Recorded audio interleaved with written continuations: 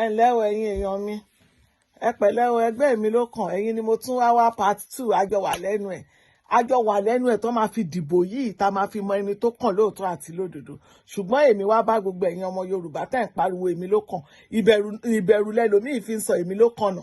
Ọlọ́run mọ̀ yẹn, ìbẹ̀rù kan máa lagi mọ́ ẹ lórí nínú ilé ló ṣe ń sọ Emilokan. Kúkú gbẹ́nu ẹ dákẹ́, má sọ pé Emilokan. Bí ẹnu ẹ dákẹ́, ẹlòmíì nínú yín tẹ́tí tó àwọn ọmọ yín tán ní school sí, ẹlòmíì mo lẹ́ni tó ní graduate 3 nínú ilé tí wọ́n rí bí kankan lọ. Sùn bọ̀, eléyìí tó lóhùn sùn bọ̀ nínú ọmọ ẹ, arábìnrin ìwọ ni mò ń bá wí torí Egbe ẹ̀yin ló kàn, ìwọ náà wà. Ọmọ eléyìí tó lọ bá nínú àwọn ọmọ ẹ tó lọ ń ṣolóṣó l'Àbújá, kémi bẹ́ẹ̀ blog ẹ̀. Yes, ó ti dójú ẹ̀, ọ̀rọ̀ ti dójú ẹ̀, àmà sọ fúnra wa.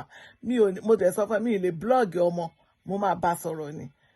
Ṣebí ọmọ ọlọ́mọ òrìṣẹ́ ṣe ló ṣe gbọ̀nà Àbújá lọ tó lọ ń ṣolóṣó, ṣèbó ń gbowó wálé, gbogbo yín jọ fi ń jẹun. Eléyìí tí ò ṣolóṣó nínú àwọn ọmọ yín, ṣèbó ń gọ̀kadà. Orí ọ̀kadà òun ni kí náà ṣe ń porúkọ àwọn Fúlàní herdsmen náà ń pa mí sí nínú wọn. Kò sílé ẹ lè rìn lọ́sàn-án, ẹ lè rìn lóru, nínú ẹ̀rù lẹ wà, inú ẹ̀rù lẹ ń gbé, inú ẹ̀rù lẹ ti ń sùn, lẹ ti ń jí. Opportunity tún wá yọ fún yín tẹ̀lé jáde nínú ẹ̀rù yẹn. Ariwo Emilokan, Yorùbá ni kẹjẹ kó ṣe, Yorùbá lọ bá sọ jẹ́nà. Kí tún rán yín létí olóyè ọdún tó fi ṣé ìyà ò jẹ wá ni? Àbá ń tanra wa jẹ. Aráàlú òyìnbó ló rọ ẹrù yín sórí. Ìyà ń jẹ everybody. So ariwo Emilokan tẹ̀ ń pa yẹn, ẹ mú ìbẹ̀rù kúrò, kẹ kó sì kúrò, kẹ lọ straight ẹni tó máa tún Nàìjíríà ṣe, tó máa gbé wa dé ibi tá à ń lọ, òun la máa dìbò fún. Ojú wa ni Tinubu ṣe wa owó wọlé ń jò ní tán tilẹ̀kùn mọ́ rẹ̀ sí tẹ̀ lọ ń já rẹ̀ sí tẹ̀ ń gòkè tẹ̀ ń jábọ́ lura yín tó ní kálukú wá ń kákò rẹ̀ sí gìgìgì. Iṣẹ́ ṣe jọba láyé yín, iṣẹ́ ṣe wù yín jọrọ̀ lọ́nà. Àwa ń pariwo nítorí pé a mọ̀ wípé ìwà ẹranko náà ń wù sí yín, ìwà èèyàn gidi náà ń wù sáwà níbi táwa yìí. Bó tiẹ̀ jẹ́ pa wá fọlẹ̀ fóyìnbó, ọmọ ọ̀dọ̀ òyìnbó la wá ṣe, ó pè wá. Ẹ̀yin tẹ́ ẹ̀ṣọ́ ọmọ ọ̀dọ̀ aráalé, tẹ́ ẹ̀ṣẹ́ ẹrú, tẹ́ ẹ̀ṣọ́ ọmọ ọ̀dọ̀, tẹ́ dẹ̀ ń kúkú yà dànù, ẹ̀ ń kúkú ebi, àwọn ọmọ yín ò rí bí gbà, ẹ̀yin gan ò rí bí gbà. Ẹ tọrọ owó, gbogbo yín do oníbàárà. Ọ̀rọ̀ délẹ̀ tẹ́ máa fi yọra yín kúrò nínú rádaràda àti nílé àtàlejò àti baálé ilé àti ìyálé ilé. Gbogbo yín wá pariwo Emilokan, Yorùbá ló kàn. Àdìbò tribe. Ìbò ẹni tó máa tún Nàìjíríà ṣe torí wa ò ní burú, òun la fẹ́ dì. Àwa ọmọ Yorùbá la fẹ́ lọ, Tinubu ò sáyẹ̀nsì fún wa pé ká lọ. Kò gbèjà wa pé wọ́n ń pa wá. Àwọn àgbààgbà tí bàbá mọ̀nà lé wọ́n sìn, ó mọ bẹ̀ ńgbà náà, bá mi Tinubu, ó mọ bẹ̀.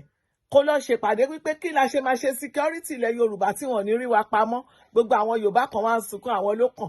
Ìmí ìtì ẹ̀ tún máa lórí láyà kẹ́ ẹ má sọ̀rọ̀ bẹ́ẹ̀. Ẹni tó bá pe fóònù mi tó bá bá mi sọ̀rọ̀ dọ̀rọ̀dọ̀, màá wọ̀n fún ni. Ẹ̀yin wo ló kàn? Níbo ló ti kàn yín? Àbí ṣe kàn ẹ́ àti ìyà?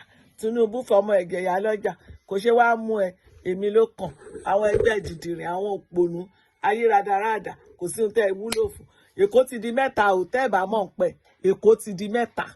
Èkó tálákà, Èkó lówó, Èkó áfírèjì. Àwa ti kọ̀tún ní tálákà. Àwọn ti áfírèjì ní Gbàgádà, Ìkẹjà nkankan. Èkó lówó ni Èkó bọ́dílọ̀mù. Ṣé bó ṣe yẹ kó rí nìyẹn? Ìlú òyìnbó tí mo wà yìí títí dẹnu ọ̀nà lémi ilé káńsù mo dẹ̀ ń gbé. Ọlọ́run ò ní fi ire fún gbogbo ẹ̀yin rádaràda tẹ́ tún fẹ́ sọ̀pọ̀tì wọn pé òun ló kàn. Níbo ló ti kàn? Kò kàn o. Òbí lèmi máa dìbò fún, ọmọ Ìgbò, ọmọ ọ̀nà. Ẹni tó bá ti máa tún Nàìjíríà, mi ìdìbò fún PDP, mi ìdìbò fún APC, mi ìdìbò fún party individual tó ní good record, ó lè bí máa dìbò fún. Tinubu ló kàn, Tinubu kàn, tinú omi labúlabú ni.